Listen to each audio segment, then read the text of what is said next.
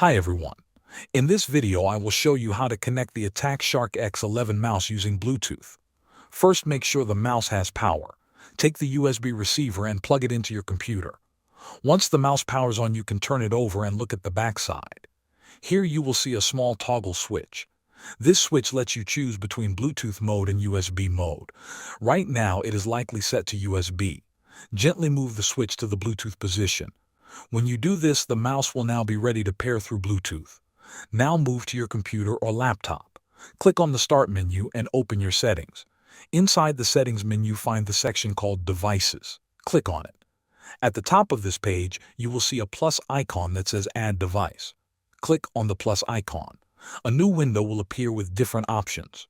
Choose the option that lets you add a Bluetooth device. Your computer will start searching for nearby Bluetooth items. After a few seconds, you should see the name X11 appear in the list. Click on the X11 name. Your computer will now connect to it. When the connection finishes, your mouse should start working right away. Now your Attack Shark X11 should work perfectly with your computer through Bluetooth. Thanks for watching.